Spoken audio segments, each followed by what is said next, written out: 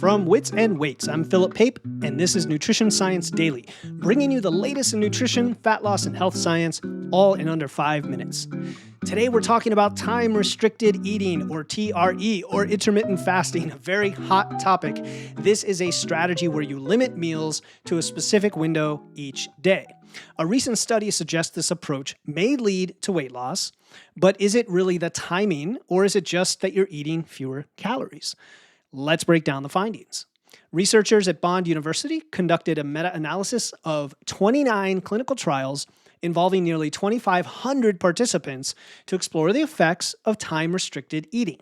They found that participants practicing TRE lost an average of 1.37 kilograms more than those in the control group over 12 weeks. And doing the math, that is what, about 3 pounds or so? While these results are promising, it's important to note the study did not control for total calorie intake. This means that the weight loss observed in the TRE groups may simply reflect fewer calories consumed overall rather than any metabolic advantage from meal timing itself. Other studies have shown that when calories are matched, time-restricted eating does not significantly outperform traditional calorie restriction.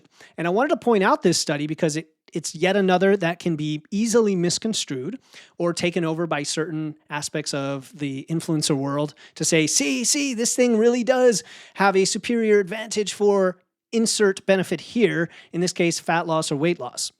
So what does this mean for you? The takeaway is that meal timing may help some people reduce their calorie intake, especially if an eating window makes it easier to avoid, for example, late night snacking or mindless grazing. It's a structured, timed approach, which actually can work even if you don't restrict the eating window and you have consistent scheduled feedings.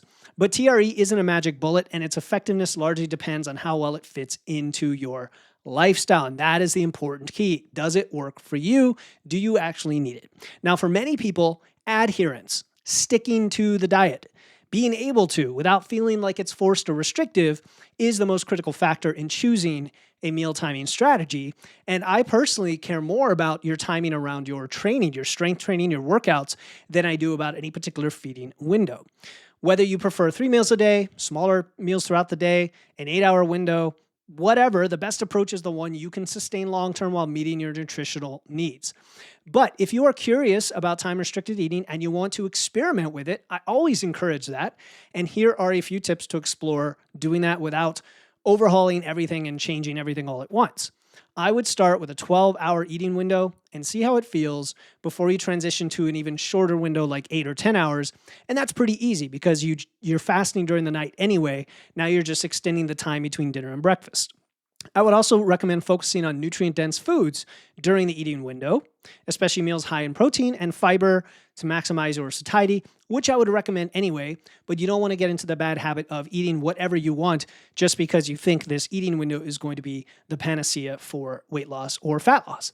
And then finally, don't force it. If this doesn't work for your schedule, if it feels restrictive, stick with meal timing plan that does. And remember that the foundation of fat loss is still about balancing your energy balance, right, with your calories, with your macros, with your nutrients, not just when you eat. So here's the bottom line. Time-restricted eating might be useful for some people, but it's not inherently superior to any other dietary approach. Instead, focus on finding a strategy that aligns with your schedule, your goals, and your preferences. And then when you do that, consistency is what drives success. If this episode clarified some of the nuances around meal timing or intermittent fasting, check out my main podcast, Wits and Weights. There I dive deeper into evidence-based strategies like meal timing for sustainable fat loss, building muscle, optimizing your health. Follow the show in your podcast app and share this episode with someone curious about different dietary approaches. That's it for this week on Nutrition Science Daily, week 1 in the books. I hope you've stuck around and are ready to catch next week's episodes. To do that, hit follow, and you're going to get a fresh new episode on Monday by 6 a.m. Eastern. Follow the podcast, and we'll see you then. Until then, have a great weekend.